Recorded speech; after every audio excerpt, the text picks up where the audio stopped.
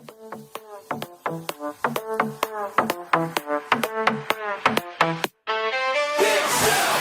turn the key and start the ride. My system's ready, amplified. What started small is growing fast, making waves that's gonna last. Big Sound Podcast. When I hit play, the streets know my name. Big Sound Podcast, that's my claim to fame. Every block I pass they recognize.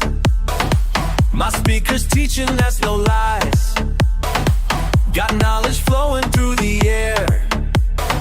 Quality sound beyond compare. They stop and ask me what I know about the watts and how to flow. Big Sound. Hey, yo, it's Tuesday night, so yeah, you know what that means. Big Jeff and his team back on the scene. It's 2025, let's start the show. Taylor and Ben, they all ready to go. Big Jeff got the gear that you want indeed. Got sub speakers, amps, everything you need.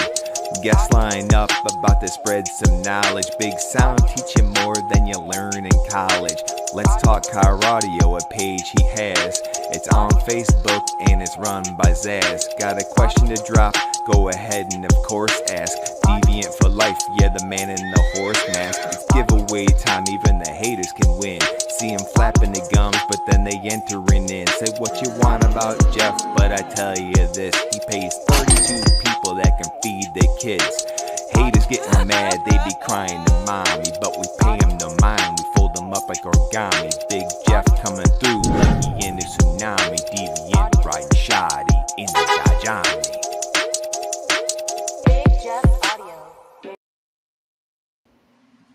Episode 63, and tonight's special night. I know this is an unusual night, but I got somebody coming on tonight that was here 60-some episodes ago. Has been on here multiple times, right?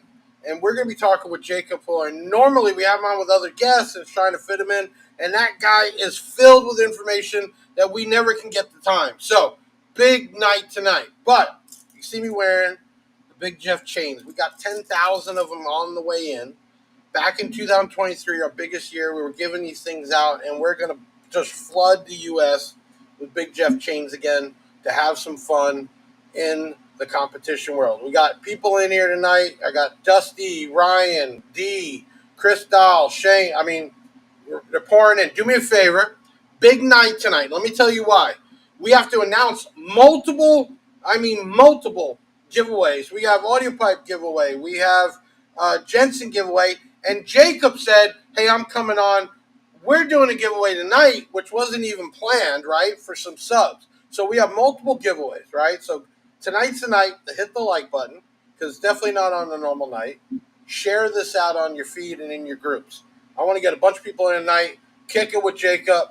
I want to kick it with Big Jeff and the team, and we're going to give away a bunch of product, okay? All right, just some announcements like we usually do as we get things wound up. AudioPipe's still doing bi-weekly giveaways with us, which is huge, right? So tonight, the giveaway winner is going to win a set of 12-inch AudioPipe subs and a 3,000-watt amp. And then tonight, at I think 9 o'clock after the show, we kick off the next giveaway, which we'll announce in 2 weeks. And guess what? Get ready for this. In 2 weeks, I'm going to have the most ghetto-ass car audio Indian known to man, American-based Bob, and his son Gerwin will be on here in 2 weeks. So we're going to be doing giveaways for that too. So we got some really cool stuff coming up. Trying to get ready back in the competition world. We got the Yukon. Should be done here in a few more weeks. Hopefully debuting it at Made of Steel this year. Okay, tonight, Jacob Fuller threw in for you all a set of XV3 8-inch. Yes, refurbished, but done by Sundown. Got them here in the box. We'll be giving away tonight. Now, to win that, because that's just the giveaway we're doing tonight, start commenting this. Sundown space FTW. So Sundown space for the win. And then we're going to give away a set of those 8s at the end of the night after we give away the rest of the giveaways. Okay, tax time. Plenty of sales going on BigJeffAudio.com. Pretty much everything we got is on there. You got another week or two on most stuff. So, I know some people's taxes came in late, but we can always try to get you financed, and you can pay it once that hits. But either way, please shop at BigJeffAudio.com. Show your love and your support. If you haven't hit that like button, do it now. Do that now. Share this out. I want to get a bunch of people in here because we got multiple, and I mean multiple, giveaways. Okay, so we're all here tonight on a special night to kick it with my man, Jacob from Sundown, who is just filled with information. And we got some stuff to talk about tonight that you're all going to be talking about. And he is going to answer as many questions as possible. But, like always, at Big Sound by Big Jeff Podcast, my team throws together a little collab of who we have on. And we're going to kick that off right now. When we come back, we're going to have the man Jacob on. Check out this.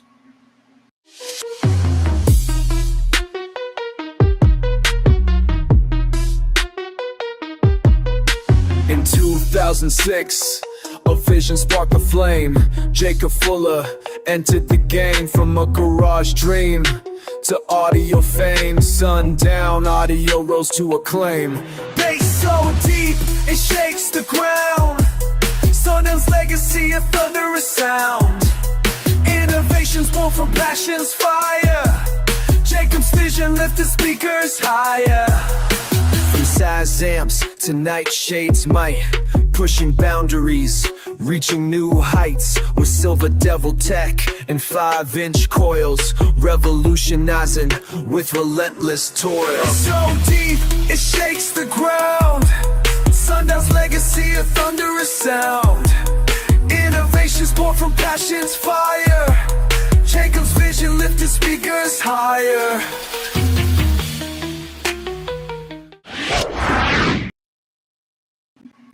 That made me think of something, and I wanted to just start off, and we'll get into all the stuff. But the amount of cars you've sat in over the years, right? Yeah. What is it that you still look for now that still makes you go, God damn? You know what I mean? Because the amount of vehicles you sat in is probably in the thousands or, tens of thousands. But at this point, Jacob, what is it that still, is there any cars that you got in the last 2 years that make you go, holy shit? Oh, absolutely. Vegas Showdown, there was like Diablo, literally blew me away about door. Duncan's, Saltbaker, all those are pretty awesome. And those guys never stop upgrading. Joel Sparky's vehicle, it totally been. There's so many, even to this day. And if you see, I think that's the biggest thing too. Because it's so intense. Right. I think that's the biggest thing too. A lot of people, because we're running some promos for Audio Pipe and B2 Audio USA with sponsoring, and it's hard, you let people down, but people got to understand those guys are changing their stuff up yearly, right? Absolutely. Sometimes early. They're putting that time, it's like a job to them. It's not a hobby, it's a whole experience. And you brought up some big names that are constantly changing the game, right, and stepping it up, which separates, doing that. And I think that's what people got to understand, the difference of a hobby and actual competitors. Would you agree? Oh, absolutely. Like those guys, like I said, Duncan, Matthew, Britt, those guys, they go to all these big shows. They invest a ton of their own time and money to get there. Money.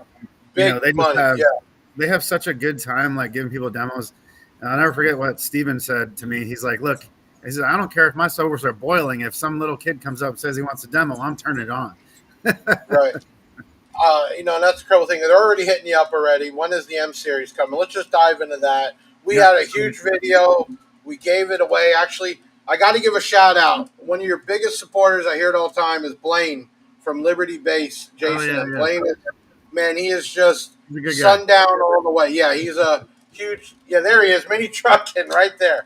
So he won that M series. You guys sent me that prototype, and that's been the thing because we had him up pre-sale and we had to take him down. Break it down. What's going on with the M series, Jacob? Yeah, so it took a little bit longer to wrap up the final details, like the packaging and the boot and all that. But they just finished production and loaded the containers. So that usually takes like 45 days or so.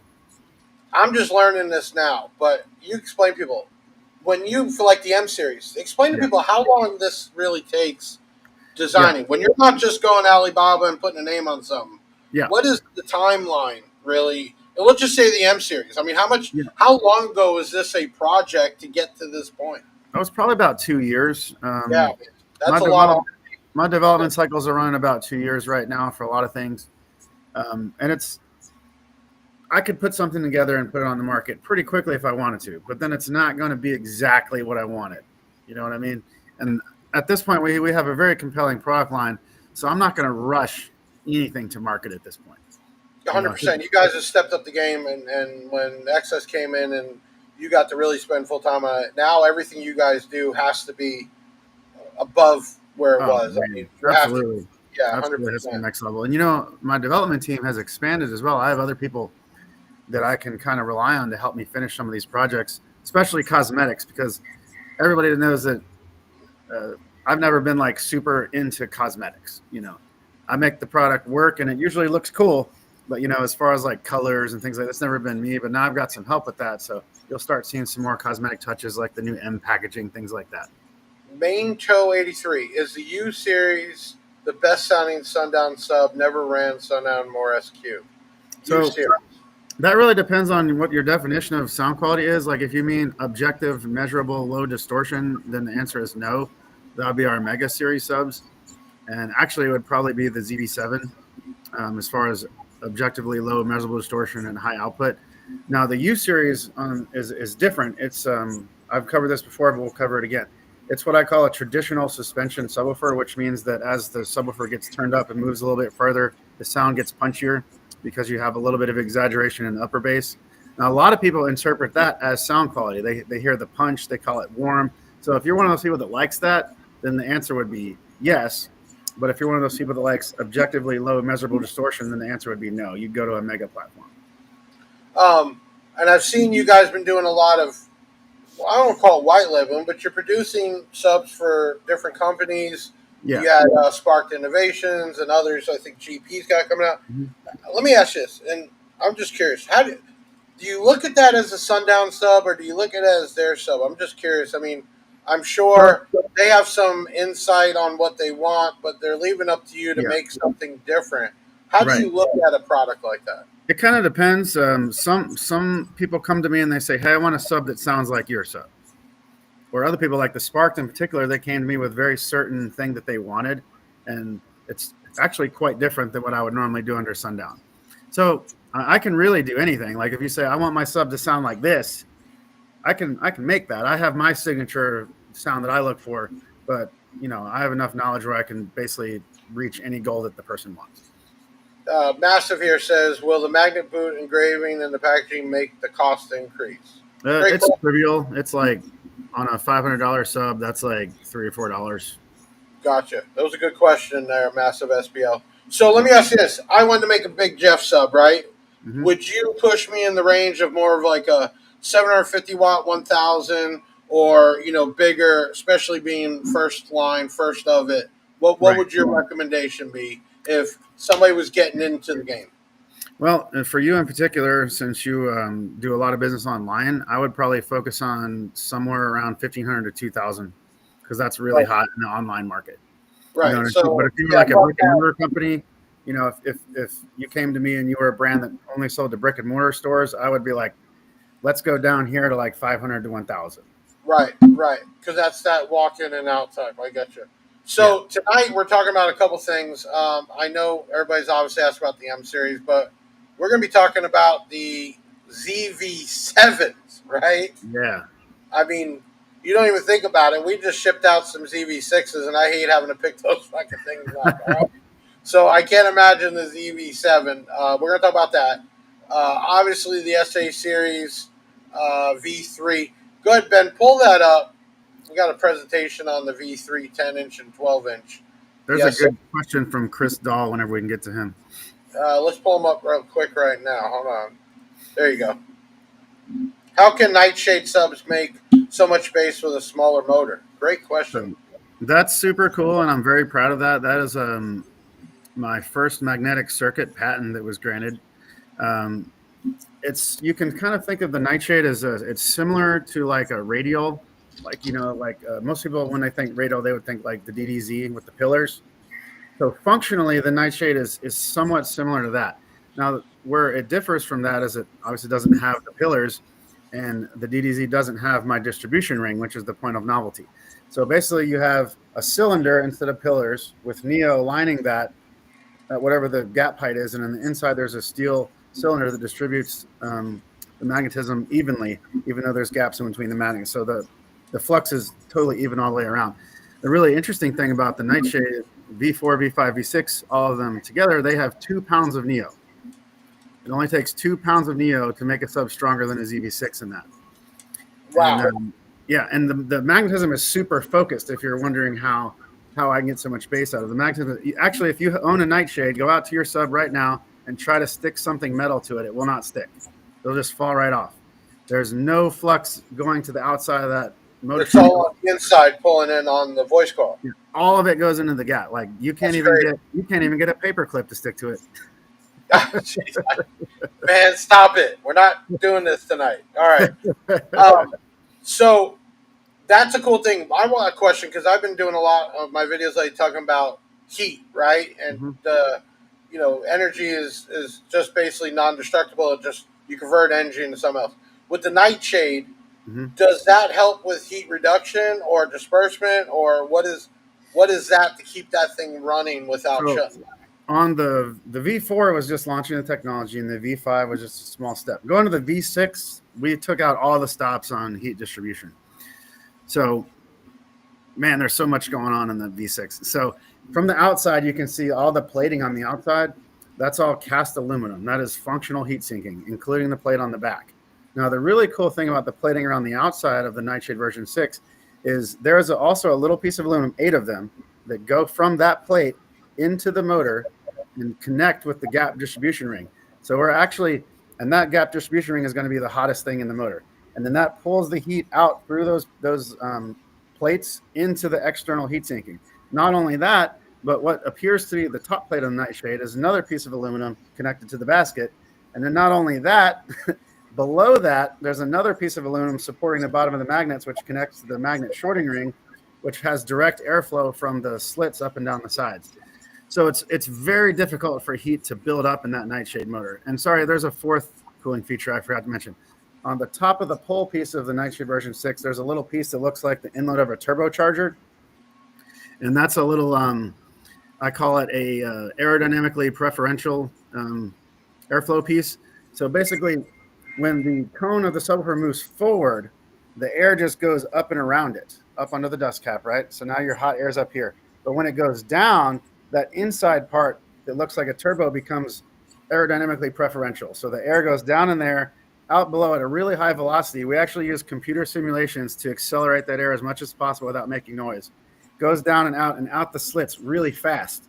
So the cool thing about that is that air is going really fast, so it gets away from the motor. And so then when it goes back up, the air it sucks back in is not that same hot air. Okay, so you have a temperature rating on the voice coil, but by doing all that cooling feature, you allow it to barely ever really get to that temperature. And if it is, exactly. It's definitely way over. Okay, Christoph says, did you go to MIT be able to figure this stuff out? Great question, too, man, because not saying you weren't smart when you started, but obviously you've accumulated so much knowledge over the years. But when you first started and got into this, where did this all even start from? So a lot of you guys being enthusiasts, you're going to like this. I was an enthusiast just like you guys. And I started really getting into car audio in 2000, and the place to learn was the forums. So I would get on the forums and I would start reading, and yeah, but this time, forums weren't attacking you. They were actually giving exactly. Okay. And at that time, there was a lot of industry insiders in there, giving out really good information. Actually, my technical mentor is Dan Wiggins, and I posted a picture of him on my Facebook page yesterday. And he would post like these huge, posts like incredibly detailed technical information. He would write and publish white papers and all that. And I would read all that. And then I had the benefit of actually meeting Dan and keeping in touch with him now for 20 years. And furthermore, I was in college at Western Carolina University doing electronics engineering. And my one of my roommates was Nick Lemons, who owns Stereo Integrity. And he was already selling Stereo Integrity subwoofers when we were in college, by the way. So his business is older than mine. And so we would sit around and we would read like the loudspeaker design cookbook and like Voice Coil magazine and have a couple beers and talk about theoretical speaker design stuff. And Dan provided us with at the time, a pretty crude FEA tool. So we would be simulating motors and voice coils over a couple of beers in college in our dorm room. And that was kind of how I started with the learning. And then from there, you know, I just kept reading the forums and I learned a lot from, trying to think of his name, Manville Smith from JL Audio used to post a lot. I learned a lot from him. And I'm struggling to put the real name and the screen name together. There was another guy, his screen name was Warbleed on Cardio Forum. He follows me on Facebook now, but he was really good resource, especially when I was a noob, you know, just to explain small parameters, things like that. And yeah, man. And actually the best thread that ever existed on the forums was on the Cardio Magazine forum. It was a discussion between Dan Wiggins and Matt Overpeck from Audiomobile, and he brought his business back out. He makes Audiomobile again. But they had this discussion that's probably 20 or 30 pages long. It was the equivalent of like 2 college classes of loudspeaker design. How technology back then, technology now, how has that helped you with designing R&D? I mean, I'm sure that's had to have helped out majorly. Yeah, you know, that time period where I was talking about, where I was on the forum, that was what we call the XMAX Wars era. That's when the W7 came out. That's when the Diabrama came out. That's when the TC LMS came out. And that was, to me, that was like the start of like true high output, low distortion technology in subwoofers. But that started to stagnate after the XMAX Wars were over. It really stagnated probably from like 2006 up until I made my Mega platform. And then that's when I took up that mantle that was started by those guys and really started pushing the technology again. And Jeff, you might have seen, I made a post that some of my other patents have been published and they're in the process of being approved. And that technology is just going to be ridiculous. And I'm glad that your AI song picked it up, the Silver Devil technology. Man, I'm so excited about that. Let me ask this, because I always wonder, I never even asked you, I just always forget. What is the big difference when you talk about the ZV, the Inhuman? I mean, even compare those two, right? Because we're talking about the Inhuman or the SDN, right? And you're talking about the ZV line. How do you explain the difference in those? So when you get past our standard line and the Mega line, as you go up the Mega line, basically every time you go up, you tend to gain, usually you gain linear Xmax, not always, but most of the time. But you always gain more motor force. Each step up, you gain more motor force and more thermal power handling. And then I add more tricks and stuff for low distortion. So the Inhuman is kind of off to the side a little bit. It is the top of motor force right now, but its main focus wasn't necessarily just low distortion. It was just absolutely brutal motor force and thermal power handling. But yeah, does that make it get louder in SBO lower? What does that mean? So that motor force allows the subwoofer to basically move the moving assembly with more force, which can equate to more SPL, yes. So so just to put it in a more direct term. So for example, let's go with the current line. If you go from an XV3 to a ZV6, most people gain dB and a half. You know, you go from like ZV6 to SDDN, most people gain dB and a half. Same thing. When you go from ZV6 to ZV7, that's about a dB and a half. So if you were trying to build world record, what would it be with?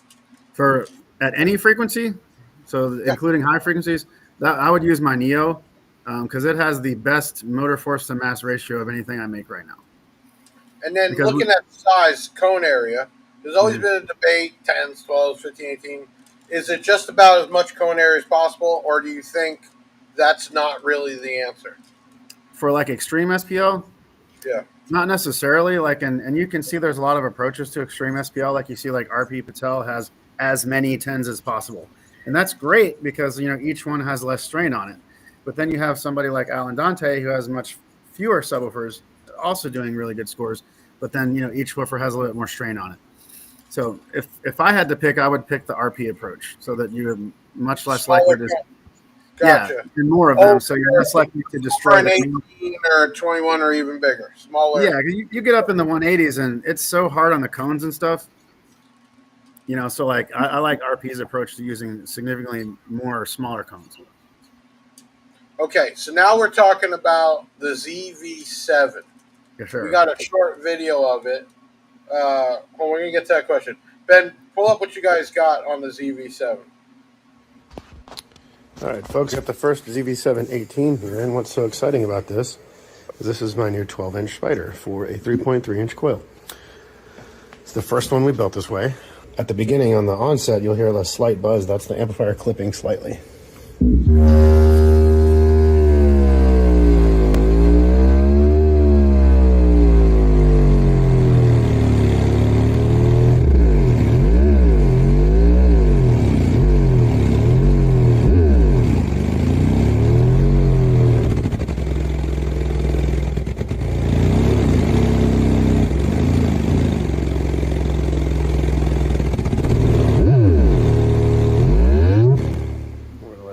Cycle. Watch the spider this time.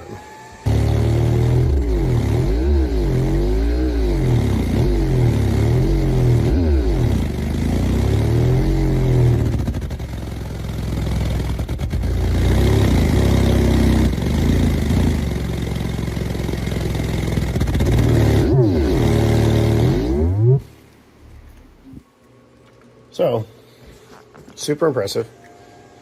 Just barely warm.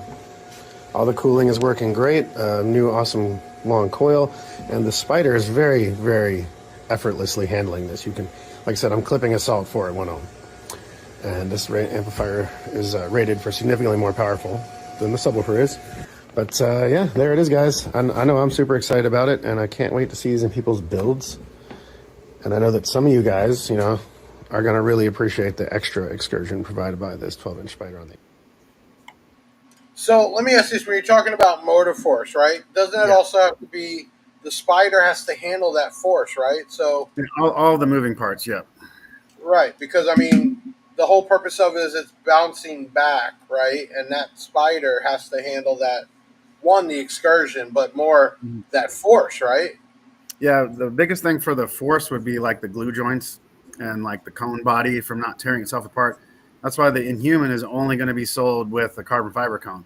We actually did a computer simulation of the moving assembly at the full 6 inches peak to peak mechanical limit, and when it was at the peak and reversed, it was some stupid amount of, it was like 30,000 pounds of force or something like that at that neck joint in the woofer. Yeah, so we calculated if it was a paper cone, it would have to have been like a ½ inch thick. So, oh wow! So you have to make it carbon, right? I got yeah. Okay. And then I know you wanted to bring up, we're talking about the SA series, the V3, 10, and 12. Yes. We got some, why don't you break down what we're looking at here? Yeah, super excited about this one. So as compared to the V2, SA V2, you can see that this has the new basket that I originally tooled for the UV2. So that gives us a taller cone and bigger spider on the 10 and the 12. So we have a lot more mechanical travel, without any mechanical noises as well. And then also we retooled the spider. It's still a parabolic suspension curve, but we're able to center the curve a little better and make it extend a little bit further. Going to the inside, the coil is longer, giving us an additional 3 millimeters of linear stroke. And the motor force is a little bit higher, cooling is a little bit better, and the inductive performance is better. So basically, if you like the SA version 2, the V3 does everything it does, but louder, with less distortion, and more power handling. If you were trying to classify a customer on the SA series, how would you kind of say that? Who is that for, really? So let's see, I'm just trying to think of the best way to explain it. The SA is like a traditional sound, like the U series, but if you don't need or can't afford like the U series, that's your guy right there. The SAV3 is essentially a miniature U version 2. Okay, so everyday guy, could they still try to compete with it and things like that, or they need? Oh yeah, okay. I mean, I have guys that compete with SA series, and they always have. 100%. All right, well, listen, this is what we got. We're giving away, well, let's get Shane here. Very nice. I've seen several builds that are very impressive. Okay, we're going to be announcing some giveaways for Audio Pipe Jensen that have been running. Jacob was nice enough to throw in some subwoofers. If you want to get in on that tonight, I need you to comment Sundown FTW for the win. And that will. It was getting dark. That's all right. And that will, hopefully, we're going to be giving those away too tonight. So we got a lot of giveaways tonight. We're going to take a quick video break. We're going to be back on with Jacob Fuller, who's been on my show from day one to now, and I love him having on. His first time, just able to just talk back and forth with him, which is having a lot of fun. We'll be right back with Jacob Fuller from Sundown. Yep.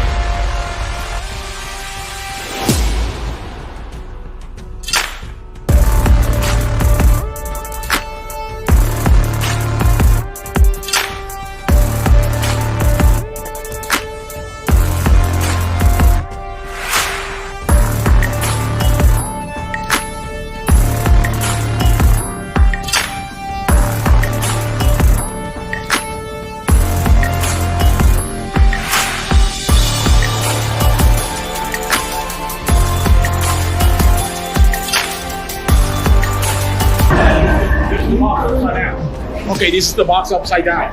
So this will be flexing. It'll be double that one right here. And double mount through the side, and then the flexion goes on the side. So this is the magnets. The magnets are going to go here. So this is a mock-up of the magnets. Make sure everything fits. Okay.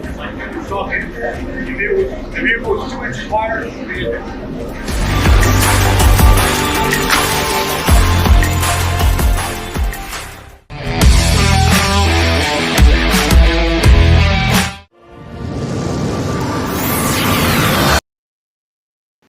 I got a question for you, because when we put up about the MDF, there was always, you got trolls everywhere, but real hardcore about using MDF and why you're not using birch or this or that, even though it's fucking 2 inches of MDF.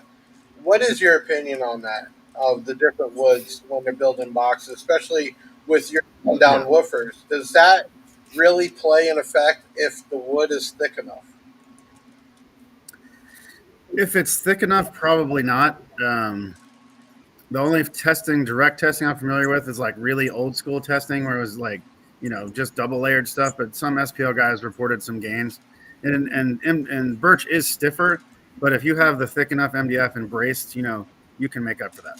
Now, let me ask you this: what is the vision for Sundown moving forward? Because we talked earlier, and you said 1 to 2 years, even on R&D, right?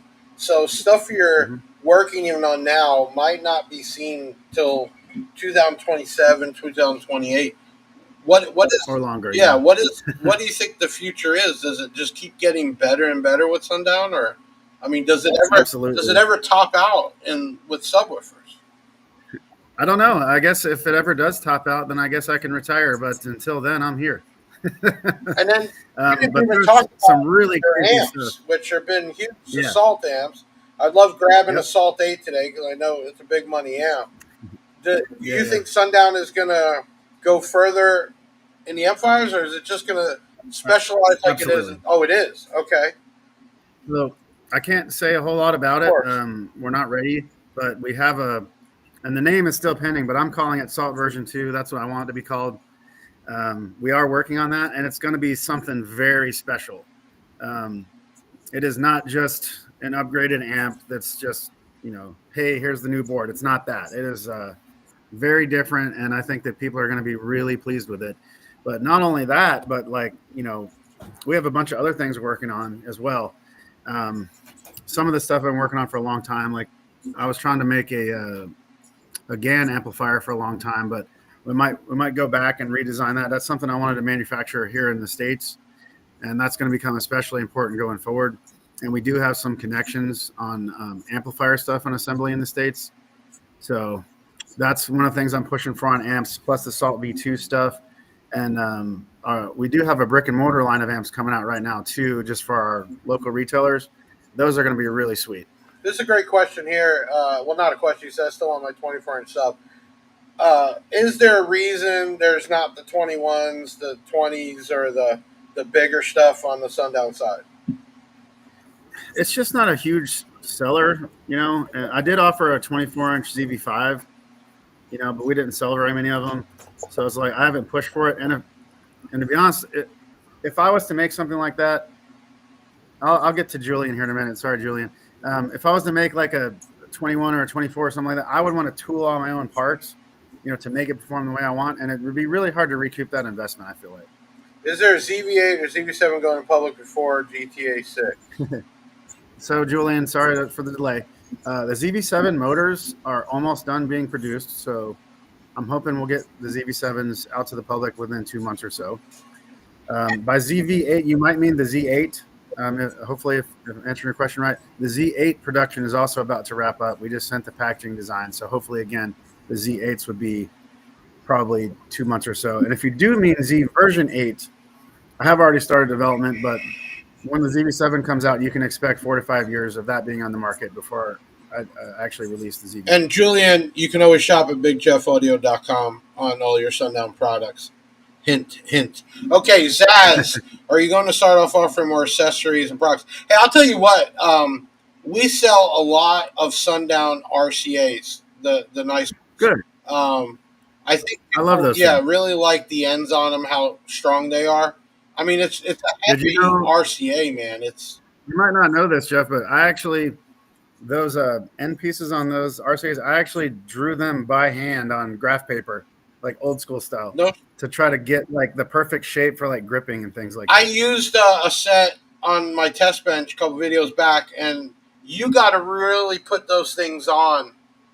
You got to be careful if you got a cheap amp RCA. Those things grab, and they just don't come off. Yep. I mean, and they grab the inside as well. If you look at the plug, it's actually dual split, and it sticks out a little bit, so it actually has outward force on that center plug, in addition to the tight on the outside. So that was. I think everybody needs to understand too. If you haven't worked with Sundown product, it's not just product. I mean, stuff like this, and even like I was surprised using those RCAs, because I'll tell you what, when you get it on, Jacob, it's not just popping off for sure. All right, Shane says I'd love to see something similar to the ZVL, maybe a DSP from Sundown. DSPs are getting real popular. I mean, we've been doing very well with a lot of them. Our development team is going down a lot of directions. Whoa. So did you ever think years ago you're going to be sitting here saying my development team? No. Okay. I just want to, just the way you're saying it now, it's all free flowing, right? And even last podcast, we really didn't get into that. But hearing you say it's just like, well, my development team. I mean, did you really think, back in the early 2000s, you were going to be saying that? Man? Never. That's crazy. Never, man. And I might have said this before, but I guess it's worth repeating. Is like the reason that I got in this industry is a little different than some other guys. I didn't get into it necessarily to like make a ton of money, although I expected to make a living, and making a ton of money is great. And there's nothing wrong with that. But the reason that I got in this business was I had these cool ideas and I just had to make them and get them out in the world. And that has been very important to me. I think, and we talked about this last time, I think that's been the biggest thing when you got to grow the company and come in, you were able to start doing what you do best, right, all day long, compared to years ago where you had to run the company too. And you've definitely seen it in the product and everything else for sure.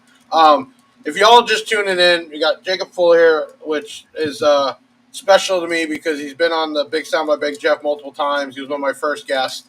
And this is really the first night we've just been able to kick it without other people, and it's been real cool. We're going to be giving away some Sundown subs here in a little bit. So if you haven't done it, comment the word Sundown for the win, FTW. And we're going to give that away after we announce the Jensen and the bi-weekly audio pipe winners. If you got some questions, we still got a little bit of time. We're trying to kind of force them in. I think there was one more thing we had on the notes here. Well, we talked about the M series. I think the M series, Jacob, in my opinion, it's going to be a game changer, man, because for that price range, right, I was totally blown away. You know what I really like about the M series? I ain't going to lie. I've done a lot of that flex set. I hate doing them, but people love to see the woofers move, and, you know, we built the whole thing.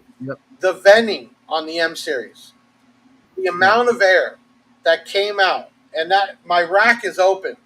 I've had so many woofers in there, my friend. The amount of air that was blowing out and you couldn't hear it, that's what blew my mind. I'm going to tell you right now, because I've had a lot of subwoofers in there, and I'm not a bad thing, right? But you hear that air, right? And I think that gets to me. When the M series was pumping and that thing was moving, it was just blowing air out. But how do you get it not to make that sound? It's really difficult, and in certain designs, it's a lot harder than others. Like, for example, like the Nightshade has a little bit more air noise than the other ones, but we did everything we could do to mitigate that. But that comes from doing simulations on the airflow, which we have the ability to do at Sundown. We can actually do a computer simulation of airflow. And that's going back to where you showed the ZV7 video, you'll notice that that one was also very silent too. But it has like a cap on top of the pole that accelerates the air dramatically. But what we did is we ran computer simulations at every height at fractions of 0.1 millimeter back and forth until we found where the highest velocity that didn't have a whistling noise was. That's and understand this, everyone. If you're watching my videos, I hope you do. I've had my hands on so much product that little things like that stand out, and most people don't really think about that. But the amount of air that came out of that thing and you couldn't hear it.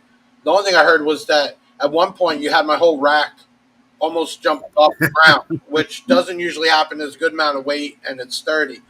Super impressed. Hey, if you got any questions, let's get them in for sure. We got some time still before we announce some giveaways. I got two things I can address. Yeah, 100%. Let us know. We'll pull it up. I'll continue with the airflow a little bit, because you can go too far with reducing air noise and then you don't get any velocity. So you notice that it had an enormous amount of velocity without noise.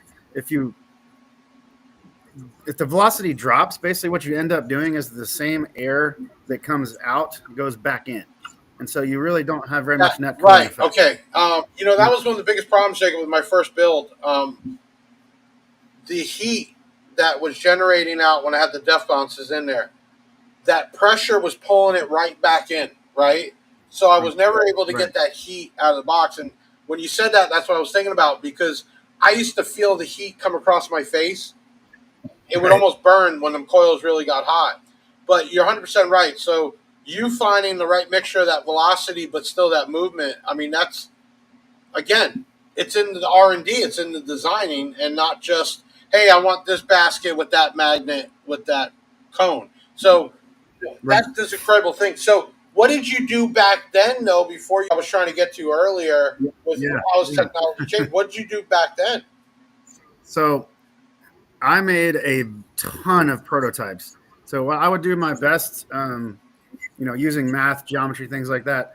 I would come up with my best idea. Then I would build it, test it, and modify it from there. One thing I used to do a lot of is I had a little setup. I had a variac knob and a wall socket, and I would plug that into the woofer, dial it up to basically the RMS of the woofer, and let it play until it blew up.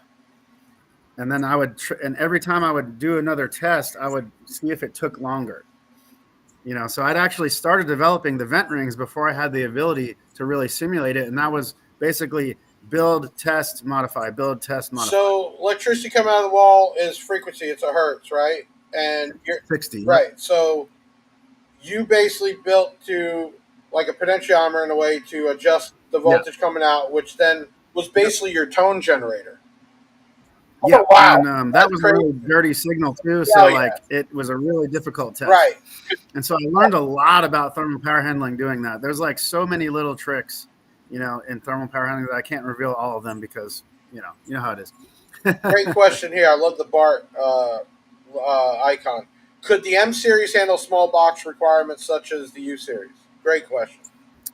I don't know that I would go as small as a U series, but you don't have to go that big. You really don't. What is the Especially if you recommended? have power. I mean, I know people do sealed anymore. What's the recommended on vented then? So like a 12, probably 2.25, a 15, like 4.25. You could use, which is pretty small, I would say, for a high stroke driver. Great question on that. And I had to see.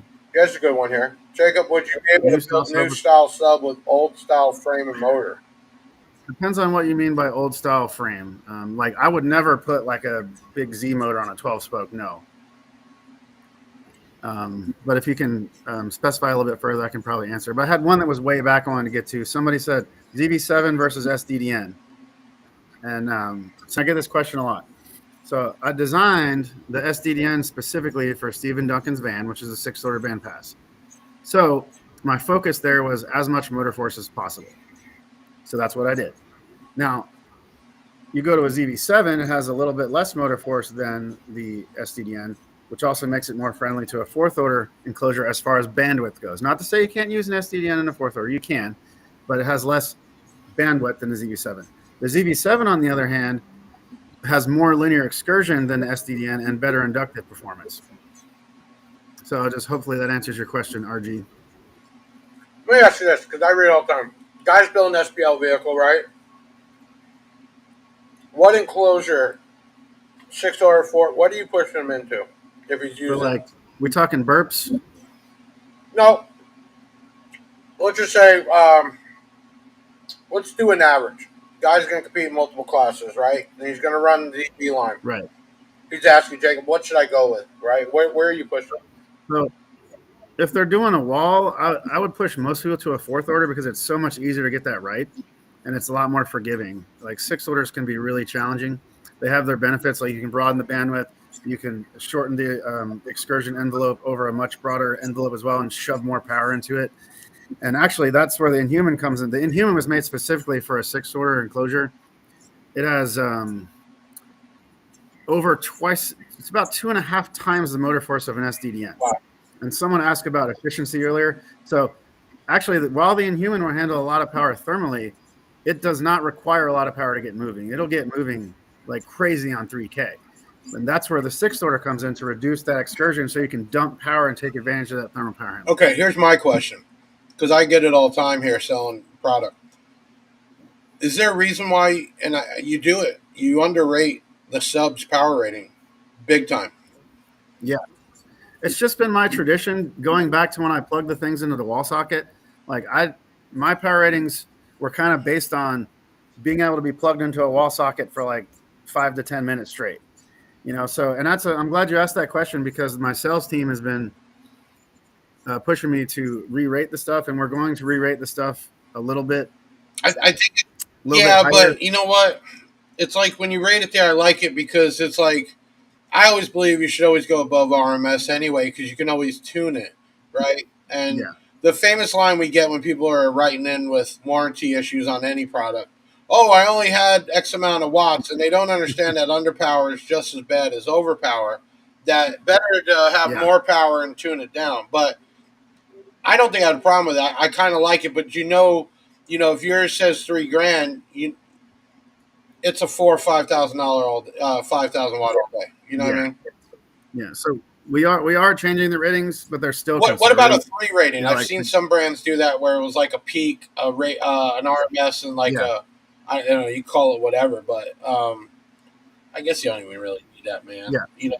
So we are going to include peak ratings going forward. That's not something that I like, but the sales team brought it to my attention that customers are missing out on our products on like Amazon and eBay because they're sorting by power handling, and they don't even get to our shit because it's on. Sorry for the language. They don't even get to our stuff because it's on like the 5th page because all these other brands, it's like all these max ratings. People just think bigger is better, and they and I've been a lot lately of my videos talking about efficiency. And always here's the best way I always explain, Jacob. I had an F-150 a couple years back, but it was Eco 6 twin turbo. which basically with a few mods created more power in the V8, and it was more efficient. Right. And the way I explain it is, I was able to do with 6 cylinders what the 8 cylinders could do. Less gas, Right. everything else. So it's the same thing I think in the car audio world. But you do have those people, man. They're just, it's 5,000 watts. That's not realizing that efficiency means I'd rather be able to have to run 2,000 and get the same output than having 5,000. I mean, and you go back to our thing about the airflow. So like a lot of our 3-inch coil drivers will handle a lot more power than you would think because the airflow is so efficient. Perfect. Let's get here. 3-inch, 4-inch, 5-inch. People think bigger and better. Break it down for us. Let's look at those 3 numbers. Yeah. 3-inch, 4-inch, and 5-inch. How do you explain it? Pros and cons. So I've traditionally stuck to like 3 or 3.3 now, because it's just a really good balance of the mass to the motor force and the excursion and all that. It's not to say that you can't make a 4-inch coil driver good, but like say I had a ZV7, which had a 3.3-inch coil, and I wanted to make a sub that would do everything that it does per watt, I'm going to end up with a way more expensive sub that's way bigger and heavier, and I'm going to just go way overboard, But why? Because 99% of people they don't need to run that much power, So, but if I just took the ZV7 with the same size motor and all that and just slapped the 4-inch coil in it, it would be quieter up until you got to those high power ranges. And why would you want to run more power when you don't have to? Now, this segues into the Silver Devil technology that was your AI song so intelligently, I would say, brought up. So that is my technology. I'm going to skip to 5-inch coils with that technology. And in fact, it requires a 5-inch coil, and that will be coming out on the Mega Platform version 2. And I've figured out a way to get enough motor force to make that 5-inch coil not inefficient without making the sub ridiculously heavy. Okay. Wealth of information, which is what I was hoping we were going to get tonight. I learned a few things. I think everybody else here did. You know what they're here for, Jacob. Obviously to see you. Nobody gives crap about me, and they just want the giveaways, right? I mean, at the end of the day, that's what it is. So we're coming up close, everyone. I'm going to do the Sundown at the very end, make you stay here. I always cut it off at an hour. I know you all got stuff to do. But we got a couple giveaways. Working with Audio Pipe, I've known the guys since I was just coming up in the industry as a kid. They were doing it bi-weekly through tax time. This giveaway, Ben, did you even load the giveaway for that? Not the winner. Let me get these guys in. Get back and pop in real quick. Thank you, Anthony. Someone said, "Is there a new team sub?" Yes, I'm working on Team V3. That was Shane. Wait, go there. What sub is that? The team is to date the only 4-inch coil sub that I've made, and so I will be making a team version 3 as kind of an in between, waiting for the Silver Devil technology. The team version 3 will be like a bigger Nightshade version 6. Eric Dye says 5-inch coil got to be huge.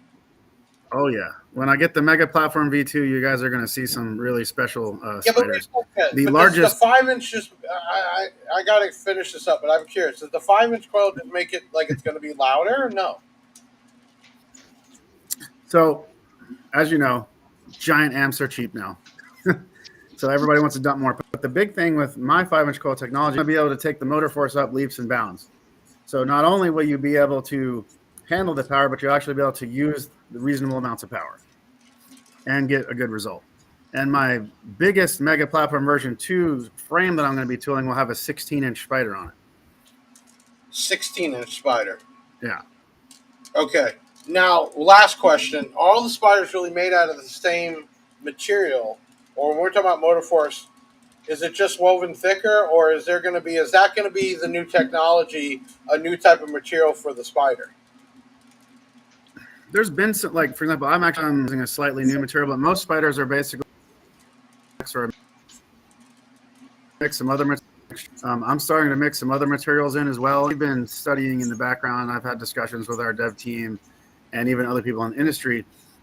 I think fabric is going to start limiting us, and that's something that I have been thinking about for years, and something that could come out in the next 5 to 10 years would be spiders that are not fabric. I'll leave it at not fabric for now. Okay, we're gonna leave it at that. So are those videos been the actual giveaway videos? The ones that say old, yes. Okay, so first giveaway tonight was the Jensen amplifier, inexpensive, budget friendly. Something they wanted. Let me. Hey, it's giveaway time. Giveaway? Yeah, giveaway. All right. Well, I'd like to start calling them, what's the other word? Sweepstakes. But it's giveaway. So if you're watching this video, hopefully you watched the unboxing. We had some new Jensen budget amps. It was a 4-channel and a monoblock. The unboxing, and we dynoed it, and it was first dyno on the new setup. We got the green screen kicking. We got this big cell bank.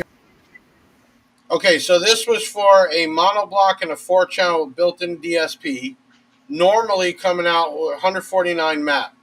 Inexpensive budget amps by Jensen. So you all watched the unboxing / dyno, and you all did the comment, text, and all that on the giveaway video.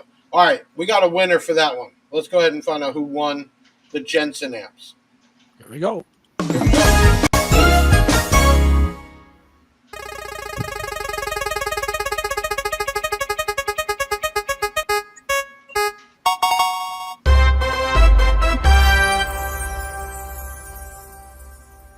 I'm going to screw that up. I guess Sadiq. How do you Sadiq Bagwan? I think it's Siddiqui Bhagwan. I think that's how you pronounce it. Okay, well, I mean no disrespect, Siddiqui, but congratulations. You won the 2 Jensen amps. If you want some subs for it, hit us up. Hey, that amp did like 600 RMS, Jake. And it did 600 certified. Cool. And then we did the dynamic run at 14, and it did over 1,000. So not really bad. What if he was going to match up something? What like a couple 8s, maybe a 12? Like what do we have that would work low power like that? Out of the Sundown line, for that he could run a pair of LCSs or there you go, yeah, a pair of V8s or something. Right, so we're going to send you the amps, but if you don't have subs, hit up bigjeffaudio.com, obviously, and then you can go brands Sundown and bring that up. And then if you want to filter by size or price, for sure. Okay, then we had the bi-weekly audio pipe, which everyone, keep in mind, 9 o'clock tonight after this, the next video goes out. I'll just let you know what we're giving away. We're giving away some audio pipe. Was it BDXs or BDC8s? Are you talking about the next one? Yeah, the BDX8s. Okay, BDX8s. That'll come tonight, so you got to watch that video. But this giveaway was for this.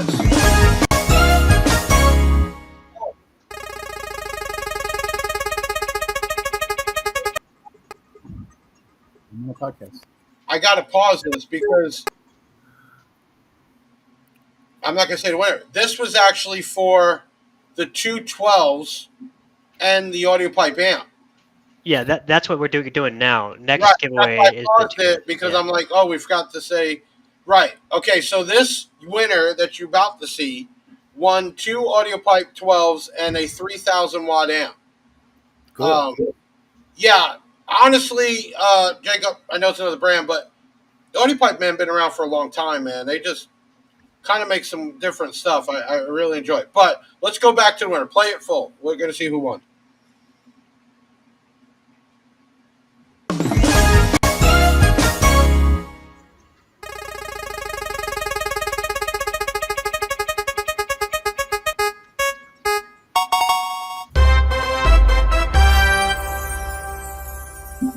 Cole Perkins, way easier to say. Congratulations. You won that for sure. Okay. And then we got you all, which was a surprise tonight from Jacob. Go ahead, bring up the picture of the subs, guys. Okay, they're refurbished, but, I mean, they're done at Sundown, so they're boxed up. Basically, well, explain it real quick. We only got a couple minutes, Jacob. Yeah. Refurbished from Sundown. It's not like we recode it.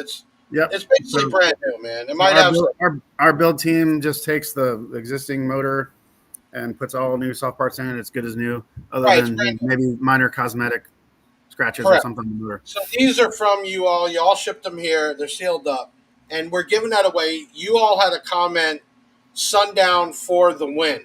So that was a surprise tonight for chiming in. And well, okay, let's Jacob, when it comes up, you're going to announce the winner. Okay. All right. All right. Let's do this. Josh Stubel. Stubel, Josh, you just won yourself some Sundown Audio subwoofers. You all can hit us up at 737 Big Jeff, which is 737-244-5333. You can call us, text us, WhatsApp us. I mean, it's all. I mean, you know what's funny, Jacob? When you hire somebody and they knew and they don't show up and they're like, "Oh, I didn't know the number to call." Right? It's like, come on, man. Right? Okay. So, Josh, you won those subs. We're going to ship them out to you, right? So you got to hit up the team. Yep, Brittany's on there, the CSR manager, and we'll get those out to you. Do we have time for one more thing to answer? Yeah, you go ahead, man. Go ahead. A guy, his screen name was If I May. He had a couple of questions. Go ahead.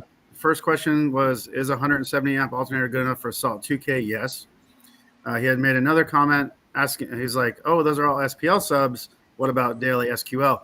I think that he needs to look at something like the M series, for example. I think the M series, and I'm going to go out on a limb here because I have a lot of respect for JL Audio, but I think the M series would give a JLW7 a run for its money. Yeah. And for a lot less money. Yeah. It has as much or more linear excursion. It has inductive treatment. It has just as linear of a suspension, all that. And there's some other things I'm working on. Going back to the Silver Devo technology, I actually invented it somewhat by accident when I was working on a high stroke underhung sound quality subwoofer.